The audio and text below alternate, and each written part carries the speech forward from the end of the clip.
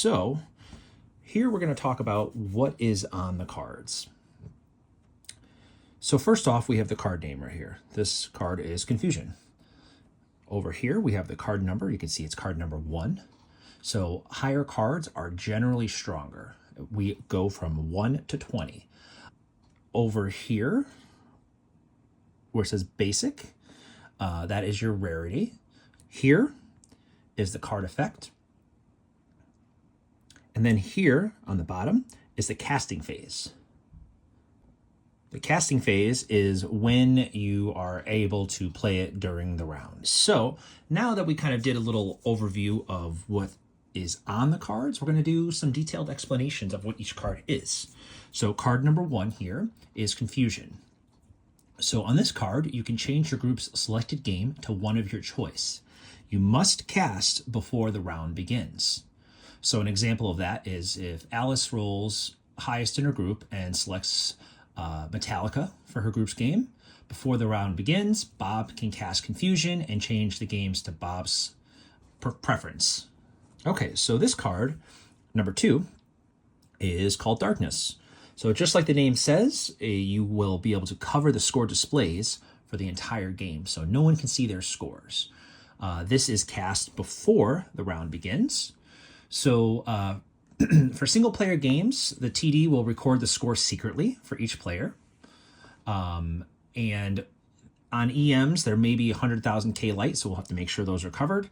If there's anything where someone is confused about if it's their turn, player order, you can contact the TD.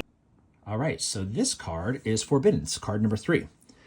So with this card, you are going to swap a specific player from your group with a random player from another group.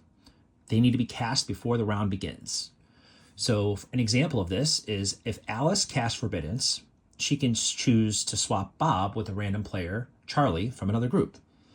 If this is cast before all the D20 dice are rolled, before the round starts, Bob will roll with his new group. If it's cast after machine and position selections, Bob is placed into Charlie's position. All right, so this is Foresight. It's an interesting card. You place yourself into a group number before any games or groups are drawn. This is cast before group selection. So an example of this, say we have an odd number, like 19 people in the tournament. Alice casts Foresight and placed herself into group 5, the last group to be placed. So that would guarantee she's placed into a group of 3. All right, so this is card number 5, Heal Player. So 1 ball is added for a player selected by you in your group. This cannot be cast on yourself. So this is a card of strategy if you're trying to get someone else knocked out, right? And you want someone else to maybe be bumped up. This is cast at the end of the game. So an example of this is at the end of the game, Alice casts Heal Player on Bob. Bob gets to play 1 ball on a new game. The score of that ball is added to the previous score. Okay, here is card number 6, Shard of Chaos. So we are going to change a different group's game to one of your choosing. So this is cast before the round begins. So let's say Bob chooses Metallica for his group 3, but Alice casts Shards of Chaos and selects Doodlebug for group 3. So this is implemented on other groups. All right, here is card number 7, Shatter Local. So this card, you break the cast of a single spell from your group only. This has no impact on Global Invulnerability or Contagion casting. This is also cast without delay, so instantly. So an example of this, because that sounds a little confusing. So you're in a group and Bob casts Confusion. Before the spell is resolved and Bob declares which machine he is going to choose, Alice can cast Shatter Local, and that breaks the casting. All right, so here is card number 8. This is Teleport. So this is a card that you're going to swap places with a random player from a different randomly drawn group. So Alice is in group 1, she casts Teleport. Bob is in group 3, he is randomly selected. So Alice plays in group 3 and then Bob plays in group 1. All right, this is card 9, Invert. It allows you to swap your entire hand with a player from your group, and you can cast it during the round. So Alice casts Invert and selects Bob. Invert is placed in the used card pile, and Alice and Bob swap hands. So the number of cards a player has is secret information. If a player chooses to have their cards out, and kind of disclose how many they might have. That's on them. But there's no need or requirement to tell the other player how many cards you have. If that player has 0 cards left and invert is cast, then that player will get the 0 cards. All right, this is card 10, Possess Object. So with this card, you force another player in your group to use a random card from their hand as you see fit. If the card drawn cannot be used, it will be discarded. Cast before or during the round. So a few examples of this one. So let's say Alice casts Possess Object on Bob before the round begins, and Gift from the Gods is selected as the random card. Alice selects herself as the target, and she becomes incapable of receiving a strike for that spell. We'll cover that card later. All right, this is Contagion, card 11. So we're going to force each player in your group to discard a random card. This spell cannot be blocked with a Shatter spell. You need to cast it before or during a round. So an example of that. So before playing Ball 2, Alice plays Contagion and forces everyone else in her group to discard a random card. Some notes. If a Shatter spell is cast, it will be discarded as it has no effect on Contagion. Okay, this is Shatter Global. So not local, but global. So this breaks the cast of a single spell from any player in the tournament. Has no impact on Globe of Invulnerability or Contagion castings. This is cast without delay. So an example of this is Bob cast Insanity from Group 1. Alice casts Shatter Global from Group 2 and breaks the cast of Insanity. Okay, so this is card 13, Gift from the Gods. So with this card, you'll select any player other than yourself to become invincible. Selected players will be incapable of receiving a strike for the round. It has to be cast before the round begins.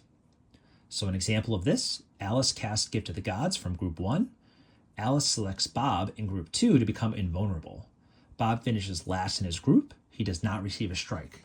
Only the third player in that group receives a strike. This is an excellent card to help motivate collusion. All right, this is card 14, Globe of Invulnerability. So despite the outcome, you will be incapable of receiving a strike for the round. This spell cannot be countered with a Shatter spell, and you must cast before the round begins. So an example is Alice casts Globe of Invulnerability before the round. Alice just finishes 4th in her group. She does not receive a strike. Only the 3rd position receives a strike, assuming it's a 4-player group. Okay, this is Heal Self. So unlike the Heal Other card, this card is for yourself. So it adds 1 ball to you and you alone. So you cast this after the game ends. So example of this, once the game's over, Alice, who is currently finishing 4th on the machine, casts Heal Self. All the scores will be recorded by the TD, and Alice gets to play 1 ball on a fresh game. The score is then added to her previous score and positions are recalculated. This is card number 16, Insanity. So this card, we force all group games to be redrawn. So an example of this is after games are selected, Alice plays Insanity, forcing all machines to be randomly reassigned. This is card 17, Phase Door. You create a passage accessible only by yourself into the next round. So essentially, you skip right through the round. Cast before the round begins. So an example is Alice casts Phase Door. She is not required to play this round. So some notes for this. If Alice was in a group of 4, it is now considered a group of 3 and only 1 person will receive a strike. If it was a group of 3, it will become a group of 2 and only 1 person receives a strike.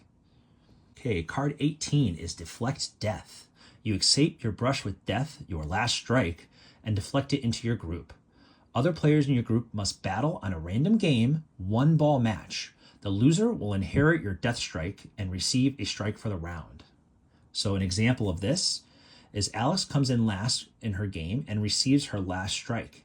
She can cast Deflect Death. The other 3 players play a 1-ball game on a random game, and the player with the lowest score receives an additional strike. So a note for this, it is possible in that situation for the 3rd player to receive 2 strikes for that round. Okay, so this card is Summon Champion. It is played once you are eliminated from the tournament. Upon elimination, you summon a champion to battle your group on a random game, 1-ball match. Should your champion win, you will be granted -1 strike, and your champion will steal 1 random card from each opponent in your group on your behalf. So an example of this, is Alice comes in 4th on her game and receives her final strike. She casts Summon Champion and selects Bob as her champion. Bob wins the 1-ball game. Alice does not receive a strike, and Bob gets to take a card from each opponent in the game. So some notes for this is your champion must be a player in the tournament, and that player cannot be in your group because they will be playing everyone else in the group. If your champion is currently playing a game, you can wait until they are done. Okay, the last card here is Bootstrap Paradox. Redo. You step backwards in time through your use of the time map in an attempt to better your score. So you can replay your entire game. So you cast after the game completes. So an example of this is Alice comes in 4th in her group and casts Bootstrap Paradox. The scores are recorded and Alice gets to play a full new game. Her new score determines her position. So some notes with this. Players can cast Heal Self after Alice finishes the new game. So you can stack. And Bootstrap Paradox can be cast after a 1-ball match for Deflect Death or Summon Champion. So you can cast it with that as well.